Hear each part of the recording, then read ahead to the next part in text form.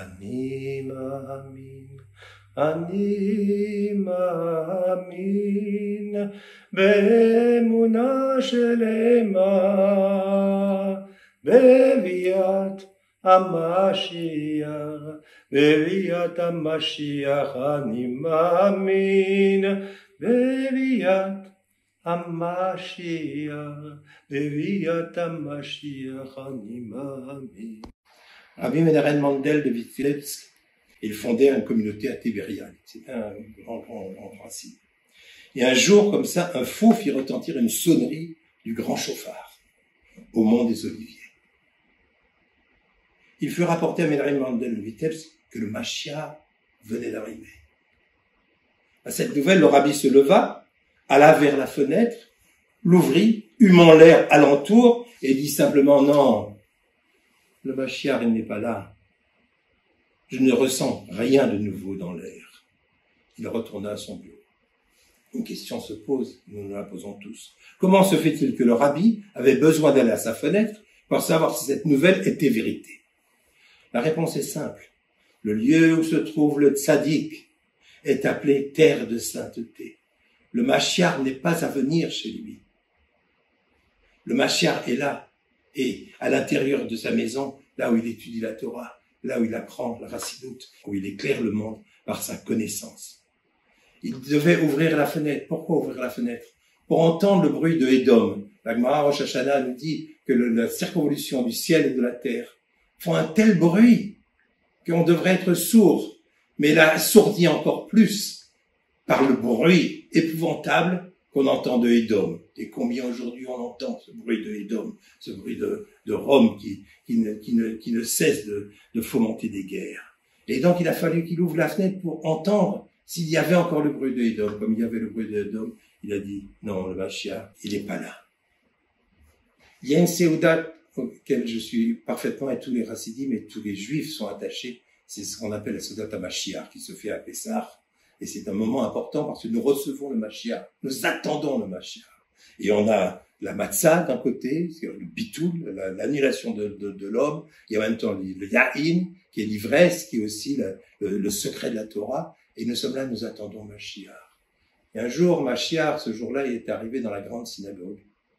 Et dans la grande synagogue, les gens disent, mais vous êtes arrivés trop tard, il nous reste quelques très bonnes bouteilles de vin, c'est tout. Le Mashiach a dit non, moi je veux des tonneaux, je veux que le monde entier puisse boire. C'est pas avec quelques bouteilles de vin.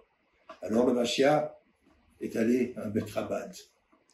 Et au Bet Rabad, on lui a annoncé, il dit, mais non, tu arrives trop tard, il n'y a plus de vin, il n'y a plus rien, on a tout bu, on t'attendait et finalement, c'était comme si tu étais là, tellement on était heureux. Et là le Mashiach s'est assis, le Mashiach est resté.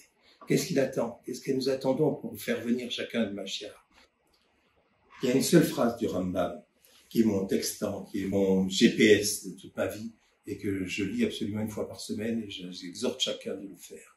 Et il dit comme ça, évidemment, étudie la Torah tous les jours, mais quand tu as quitté le livre, cherche dans cette Torah, dans l'étude que tu as fait, ce qui peut être immédiatement appliqué, que tu puisses tout de suite changer une chose, et encore une chose, et encore une chose. Le Mashiach ne viendra pas par des grands coups de tonnerre, par le travail de chacun, petit à petit. Et dans cette Seudat HaMashiach dont on parlait tout à l'heure, qui était instituée par le Baal Shem Tov, la Seudat HaMashiach, finalement, on a du vin, on a de la matzah. Et on reçoit le Mashiach, on ne donne pas de la viande, on ne donne pas... Non, parce que si le Mashiach vient, il y aura le Shorabar, et il y aura le Léviathan. Et donc nous donnons ce que nous pouvons donner, c'est-à-dire le bitoul, et le yahin, c'est-à-dire la joie du secret. Et nous attendons, pour le reste, le Mashiach. Une histoire simple que j'ai vécue. Un jour, lors du premier Yortzeit du Rabbi Lubavitch, me trouvant en 770 à New York, je vis un homme en barbe blanche, aux yeux bleus brillants et joyeux, comme des pierres précieuses. Il ne quittait pas sa place. Le matin, il était là. Lorsque je passais dans la journée, il était là. Je repassais l'après-midi, il était là. Le déjeuner, le dîner, le soir, il était là.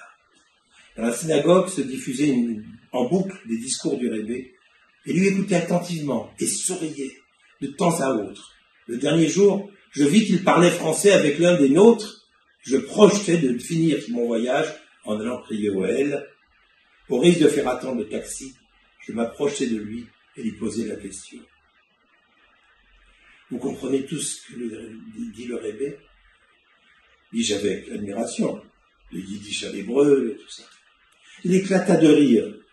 Et il me dit en hébreu, Ani lo mevin klum, je ne comprends rien.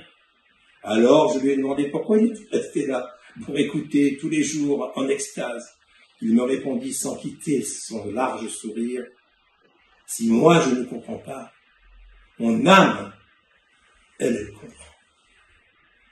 Et c'est ça finalement, recevoir le Mashiach, savoir sa neshama complètement ouverte, complètement persuadé qu'il va venir à chaque instant, à chaque moment, qu'on soit dans son bureau, qu'on soit à la synagogue, qu'on soit en train de marcher, qu'on soit en train de manger même un falafel, savoir que ce falafel vient de la Terre Sainte, et savoir que ce falafel est une kedusha des kedusha qu'Akadosh Baruch Hu nous a fait cadeau.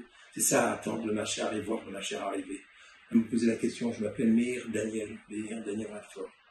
Alors Meir Daniel, qu'est-ce que ça a changé de respirer hors du temps, de marcher sur la terre unique, tout à la fois étroite et immense, un bon pays, bon et large, de se trouver peut-être au bas de l'échelle, et qui monte.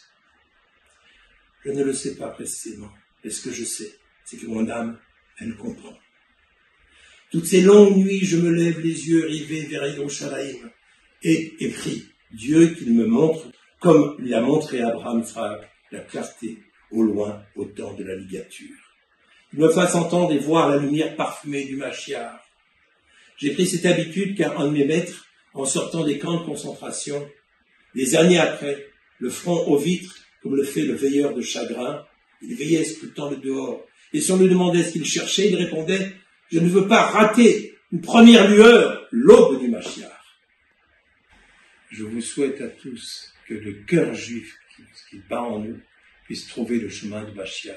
Un jour, comme ça, quelqu'un est arrivé chez le Rabbi Lubavitch et lui a dit « Mais je comprends pas, le cœur il est à gauche, le cœur il est à gauche, et pourtant c'est Gvura, c'est vérité, tandis qu'il devrait être à droite, Chesed. » Le Rabbi a répondu « Non, vous vous trompez, le cœur est à droite. » Et là, l'interlocuteur lui dit « Mais non, il est à gauche !» Il dit « Non, si vous regardez votre cœur, il est à gauche.